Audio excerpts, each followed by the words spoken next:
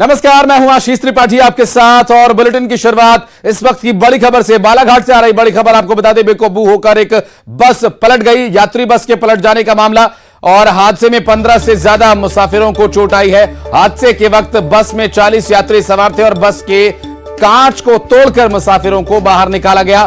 बालाघाट के तिरोड़ी जा रही थी ये बस। बालाघाट के वारासिवनी में यह हादसा हुआ जहां बेकाबू बस पलट गई और इसमें 15 से ज्यादा मुसाफिरों को चोट आई है। हादसे के वक्त बस में करीब 40 यात्री सवार थे। कांच तोड़कर मुसाफिरों को बस से बाहर निकाला गया। बालाघाट के तिरोड़ी की ओर यह बस जा रही थी। वारासिवनी के पास यह हादसा हुआ जहां पर इस वक्त रेस्क्यू किया गया यात्रियों का। घायलों को हॉस्पिटल में एडमिट कराया गया और कैसे और क्या कारण रहे बस पर से नियंत्रण खोने के, ये आपको आप आगे बताएंगे। फिलहाल तस्वीरें आपको जो हम दिखा रहे हैं ये हादसे के बाद की तस्वीरें हैं बालाघाट से। आप देख सकते हैं बस पूरी तरह से पलट गई है सड़क पर और यहां पर जो यात्री इस बस में फंसे हुए थे, दरअसल उन्हें कांच तोड़कर रेस्क्यू किया गया और इस वक्त जो घायल हैं उन्हें हॉस्पिटलाइज कराया गया है, जिसमें करीब करीब 15 से ज्यादा मुसाफिरों को चोट आई है। 40 यात्री बस में उस वक्त सवार थे जब यह बस हादसे का शिकार हुई। कांच तोड़कर मुसाफिरों को बाहर निकाला गया। और श्रीनिवास नायडू हमारे सहयोगी इस वक्त हमारे साथ मौजूद हैं। श्रीनिवास, क्या कारण पता चल पाए हैं? हादसा कैसे हुआ? घायलों की क्या स्थिति है? क्या कुछ है डिटेल्स अपने पास? आशीष, आपको बता दूं कि बालाघाट से आज तिरोड़ी तक एक बस जा रही थी, नवाब ट्रेवल्स की बस। वो बस जैसे ही आज कायदीन बनियाटोला के पास पहुंची थी, सामने से एक बाइक आ रहा था। बाइक को बचाने के चक्कर में वो बस पलट गई। लेकिन ये बताया जा रहा है कि बस जो है क्षमता ज्यादा स्पीड में चल रही थी और जैसे उसने ब्रेक मारते ही वो पलट गई रोड पे पलटते, जिससे बस के अंदर चीख पुकार मच गई। बस में 40 यात्री सवार थे, जिसमें कि 15 से 20 लोगों को चोटें लगी हैं।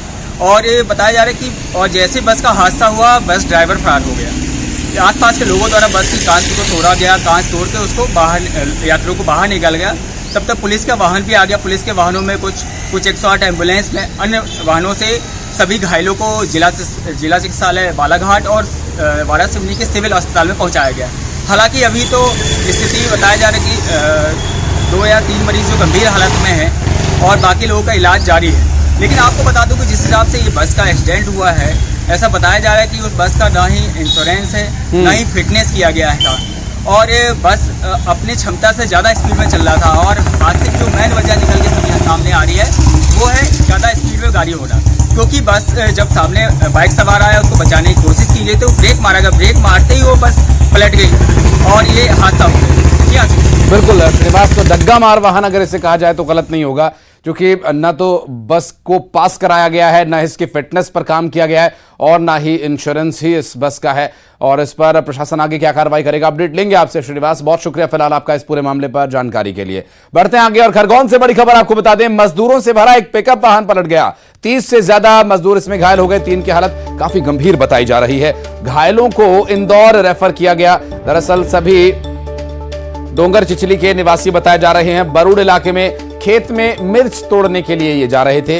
सिनखेड़ा के पास पिकअप वाहन पलट गया। जिला अस्पताल खरगोन में इलाज जारी है। पिकअप में 50 से ज्यादा मजदूर सवार थे और इस पिकअप में सवार मजदूरों में से करीब करीब 30 को चोट आई है और सभी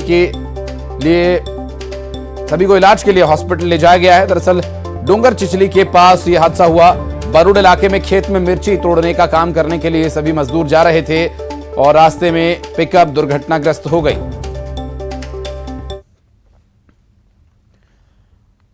और इंदौर से एक बड़ी खबर आपको बता दें, युवती पर जानलेवा हमला करने वाला शख्स गिरफ्तार कर लिया गया है। आरोपी ने बात नहीं करने पर युवती पर हमला कर दिया था। कुछ दिनों से युवती आरोपी से बात नहीं कर रही थी और युवक ने झगड़ा खत्म करने के लिए युवती को मिलने बुलाया और उस पर चाकू से हमला कर दिया। बातचीत के दौरान आरोपी अमित ने युवती पर चाकू से जानलेवा हमला किया। हमले की वारदात वहां नजदीक लगे सीसीटीवी कैमरे में कैद हो गई और हमले के बाद खुद वो आत्महत्या के मकसद से रेलवे ट्रैक पर जा पहुंचा। जूनी इंदौर पुलिस ने रेलवे ट्रैक से आरोपी अमित को गिरफ्तार किया। रविवार दोपहर में ये चाकूबाजी की घटना हुई थी और जूनी इंदौर थाना पुलिस ने महज 2 घंटे में आरोपी को गिरफ्तार कर लिया। लगभग 12:30 के आसपास में दो युवतियां, दोनों बालिग हैं, एक स्कूटी पर जा रही थी। तभी उनको एक व्यक्ति, जिनको पहले उन्होंने बताया था अज्ञात था, लेकिन वो बाद में पूछताछ के दौरान मालूम पड़ा कि वो उनके पहचान वाला एक व्यक्ति था, उनसे बातचीत करने आया था और उसी दौरान उनके बीच में विवाद हुआ, जिसके बाद उस व्यक्ति द्वारा जो युवती पीछे बैठी हुई थी उसके पीठ में चाकू से हमला किया गया, 3 बार मारा गया, जिसके बाद वो वहाँ से भाग गया। युवती को तुरंत अस्पताल लेके जाया गया और थाने पर जैसी सूचना आई, थाने पर मामला पंजीबद्ध किया गया और तुरंत आरोपी की तलाश जारी कर दी गई। महज 2 घंटे के अंदर में आरोपी को गिरफ्तार कर लिया गया है। आरोपी हमारी कस्टडी में है और आरोपी से घटना में प्रयोग किया गया जो चाकू था वो भी बरामद किया गया है। और उज्जैन से बड़ी खबर आपको बता दें, किन्नरों के 2 गुटों के बीच जमकर विवाद हो गया। वर्चस्व को लेकर यह विवाद शुरू हुआ। दरअसल पत्थरबाजी और जमकर मारपीट भी हुई। इस घटना को लेकर एक वीडियो देखने को मिला। दरअसल ये वीडियो जो हम आपको दिखा रहे हैं ये उसी मारपीट के दौरान का वीडियो है। सोशल मीडिया पर यह वीडियो वायरल हुआ। खाचरौद पुलिस ने मामला भी दर्ज कर लिया है। दरअसल इसमें प्रमुख की गद्दी को लेकर वर्चस्व की लड़ाई शुरू हुई और ये लड़ाई हाथापाई, पत्थरबाजी और मारपीट तक पहुंच गई। और इस वीडियो को देखकर आप अंदाजा लगा सकते हैं कि क्या स्थिति वहां पर उस दौरान रही होगी। काफी संख्या में किन्नर समाज के लोग एकत्रित हो गए और मारपीट करने लगे और कई लोगों को काफी गंभीर चोट भी आई है। और 2 गुटों के बीच वर्चस्व की लड़ाई को लेकर ये मारपीट वहां पर हुई। किन्नरों के 2 गुटों के बीच वर्चस्व को लेकर विवाद हुआ और विवाद बढ़ते बढ़ते मारपीट तक पहुंच गया। और जांजगीर चांपा से 500 के नकली नोट खपाते 2 लोगों को गिरफ्तार किया गया। 1,72,500 के नकली नोट जब्त किए गए। Colour, printer, paper, cutter, bike और मोबाइल जब्त किया गया। पामगढ़ के भिलौनी से पुलिस ने गिरफ्तार किया है और 500 के नकली नोट खपाते 2 लोगों को गिरफ्तार किया गया है। 1,72,500 के नकली नोट जब्त किए गए हैं और कलर, प्रिंटर, पेपर, कटर और 500 रुपए के नोट पुलिस ने पकड़े हैं। दरअसल ये आरोपी मार्केट में ये रुपया खपाने के लिए निकले थे, लेकिन पुलिस ने इन्हें पहले ही धर दबोचा और निशानदेही पर कलर, प्रिंटर, पेपर, कटर, 500 के नकली नोट, ये सब कुछ यहां से बरामद किया गया। करीब करीब 1,72,500 रुपए ये बताए जा रहे हैं, जिसमें 500 रुपए के नकली नोटों का ये कारोबार कर रहे थे और उन नोटों को खपाने के मकसद से निकले थे और नकली नोटों को खपाते 2 आरोपियों को धर लिया गया। और इस पूरे मामले में बड़ी कार्रवाई की गई है। पुलिस का कहना है कि इनके पीछे कुछ और लोग भी हो सकते हैं, उनकी तलाश निशानदेही के आधार पर की जा रही है। और बैतूल में आग में कुछ ही मिनटों में पूरी 5 एकड़ की फसल जलकर राख हो गई। पूरी तरह से पक चुकी गेहूं की यह फसल आग का शिकार हो गई। सूचना मिलने के 1 घंटे बाद फायर ब्रिगेड की टीम मौके पर पहुंची और इस आग को बुझाने की कोशिश शुरू की गई। तब तक 5 एकड़ में खड़ी पकी गेहूं की फसल जलकर राख हो चुकी थी। फायर ब्रिगेड आग से प्रभावित किसान को लाखों का नुकसान दरअसल हुआ। यहां पर फायर ब्रिगेड की टीम जब पहुंची तब तक काफी नुकसान हो चुका था। साईखेड़ा थाना क्षेत्र के ससुंदरा गांव की यह घटना बताई जा रही है, जहां पर आग से प्रभावित किसान लाखों के नुकसान में है इस वक्त। और हालांकि गनीमत यह रही कि वहां पर कोई जनहानि नहीं हुई। 5 एकड़ के गेहूं की फसल में यह आग लग गई थी। हालांकि आग किस वजह से लगी, क्या गर्मी की वजह से लगी या कुछ और लापरवाही इसके पीछे कारण हो सकता है। कई बार खेत के ऊपर से जा रही तार के शॉर्ट सर्किट की वजह से भी आग लग जाती है। कई बार कोई धूम्रपान करके कोई जलती हुई तीली या सुलगता हुआ टुकड़ा वहां पर फेंक दे तो आग की ऐसी घटनाएं हो जाया करती है। और ऐसे में इसके पीछे का कारण अभी तक स्पष्ट नहीं हो पाया है।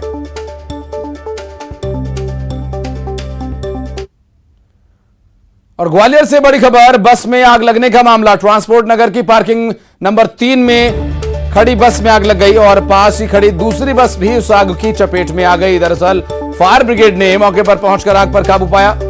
ये जो पूरा हादसा हुआ, ग्वालियर से तस्वीरें सामने आई। आपको तस्वीरें हम दिखा रहे हैं। आप बस में आग लगी हुई और धू धू कर आग की लपटें बस से उठती हुई दिखाई दे रही हैं।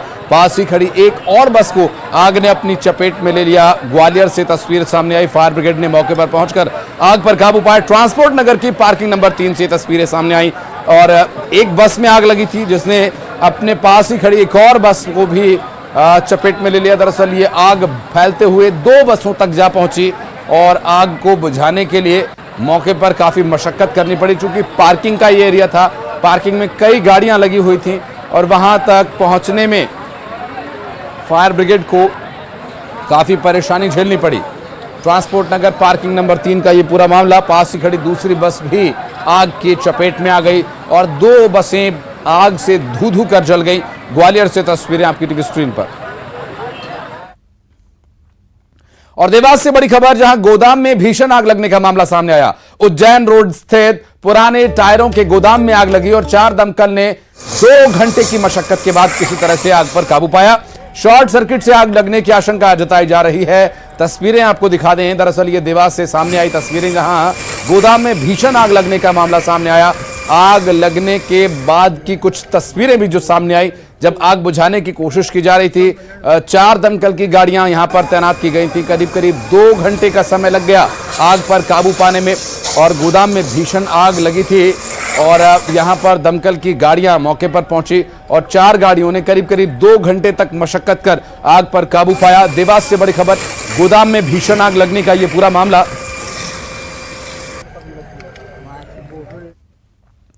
और इंदौर में मकान के बंटवारे को लेकर महासंग्राम हो गया। एक ही परिवार के लोगों के बीच विवाद हो गया। विवाद के बाद जमकर पत्थर चले और पथराव से इलाके में अफरा तफरी मच गई। पुलिस ने कंट्रोल करने के लिए सख्ती बरती। दरअसल घटना का एक वीडियो सोशल मीडिया पर वायरल हुआ है। वायरल वीडियो में घायलों को इलाज के लिए भर्ती कराया गया। मल्हारगंज थाना क्षेत्र के इस पूरे मामले को लेकर पुलिस ने केस दर्ज कर लिया है। जांच की जा रही है। एक ही परिवार के लोग बताए जा रहे हैं जिनके बीच ये मारपीट हुई।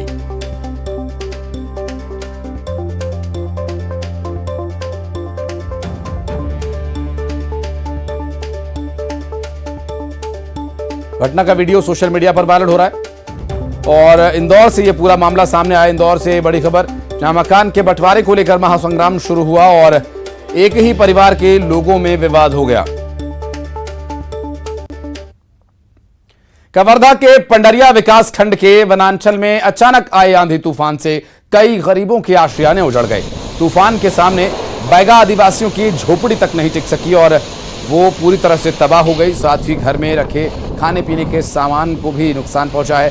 प्रकृति की मार से परेशान ग्रामीणों के सामने फिलहाल रहने और खाने तक की भी समस्या पैदा हो गई है।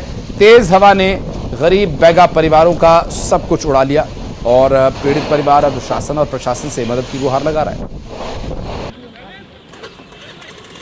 बहुत पानी आज घर साफ उड़वा के ले गए। का चीज हो रही इसकाल रेरा धुकाया हुआ झक्कर आज तो सब दाना पानी फिल गई बनी गुत्ता कर है। काल के दिन में बहुत झक्कर तूफान बारिश गिर रही से सब पानी गिरत रही। सब कहाँ रहे तुमन?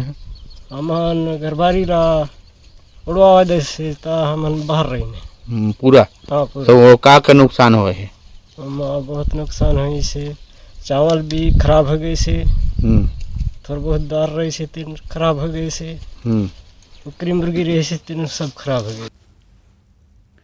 और कोरोना को लेकर रायपुर कलेक्ट्रेट में बैठक बुलाई गई है। दरअसल कोरोना से निपटने के लिए स्वास्थ्य विभाग के साथ मंथन की जा रही है और मंथन की तैयारी है। दरअसल 1000 बेड्स तैयार रखने का फैसला लिया गया है। वैक्सीन की कमी पर CMHO को पत्र लिखने के निर्देश दिए गए हैं। तो जिनकी वैक्सीनेशन नहीं हुई है, इस पर एक बार फिर से तेजी लाई जाए और इस बैठक के माध्यम से कोरोना से निपटने के लिए व्यापक इंतजाम किए जा रहे हैं, जिसमें 1000 बेड्स कम से कम कोरोना पेशेंट्स के लिए तैयार रहें एट एनी टाइम। और ये 1000 बेड्स तैयार रखने के लिए फैसला लिया गया है। वैक्सीन की कमी होने पर CMHO को पत्र लिखने के भी निर्देश अधिकारियों ने दिए हैं। कोरोना के हैं और इसमें से 3 जो पेशेंट्स हैं वो अस्पताल में एडमिट है और 150 जो केसेस है वो होम आइसोलेशन पे है। परंतु पिछले कुछ दिनों से जो ट्रेंड दिखाई दे रहा है उसमें केसेस की संख्या में वृद्धि हो रही है। तो एक उसी के आने वाले समय में क्या कार्य योजना रहेगी उस संबंध में आज बैठक रखी थी। इसमें मेडिकल कॉलेज और एम्स में अभी पर्याप्त संख्या में बेड्स की उपलब्धता है, जिला अस्पताल में भी बेड्स की उपलब्धता है और इसके अलावा अन्य विकासखंड स्तर पर भी जो हमारे CSC है वहाँ पे भी बेड उपलब्ध कराने की बात अभी आज हुई है। तो लगभग आने वाले समय में हम लोग 1000 बेड्स की तैयारी रखेंगे। दूसरा, इसमें वैक्सीनेशन का कभी थोड़ा शॉर्टेज है, तो वैक्सीन के लिए हमने पत्राचार करने के लिए CMHO को कहा है और क्योंकि अभी केसेस बढ़ रहे हैं तो वैक्सीन की डिमांड आ रही है। और अब सिटी टॉप 20।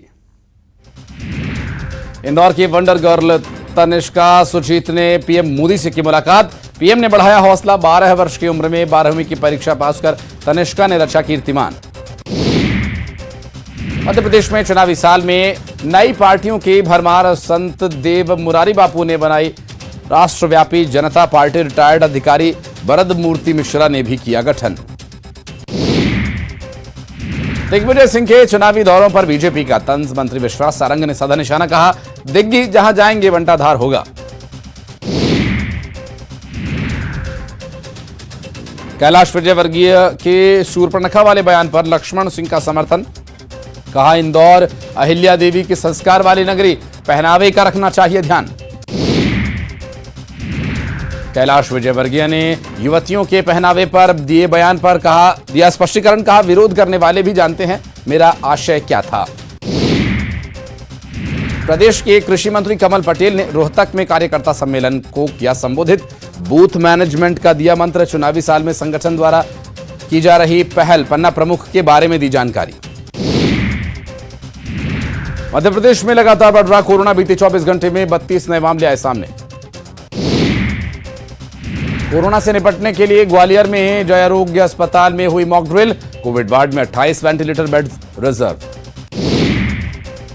भोपाल में बीजेपी पार्षद ने मंदिर परिसर में किया डांस। कांग्रेस ने उठाए सवाल। कहा पार्षद के डांस पर टिप्पणी करें कैलाश विजयवर्गीय। बालाघाट में बेकाबू होकर पलटी यात्री बस। हादसे में 15 से ज्यादा यात्री घायल। इंदौर में मकान बंटवारे को लेकर एक ही परिवार के बीच विवाद। जमकर चले पत्थर। इंदौर में नशे में धुत युवक चढ़ा टावर पर। पुलिस ने समझाइश देकर नीचे उतारा। आत्महत्या करने के लिए टावर पर चढ़ा था। उज्जैन में किन्नरों के 2 गुटों में जमकर विवाद। पत्थरबाजी के साथ हुई मारपीट। पुलिस ने दर्ज किया मामला। इंदौर में युवती पर जानलेवा हमला करने वाला आरोपी गिरफ्तार। बात नहीं करने पर आरोपी ने युवती पर किया था हमला। जबलपुर में बोरी में बंद टुकड़ों में मिली युवक की लाश। इलाके में हड़कंप। होली से गायब था शख्स। एक बहुत छोटा सा ब्रेक यहां ले रहे हैं, जल्द लौटते हैं।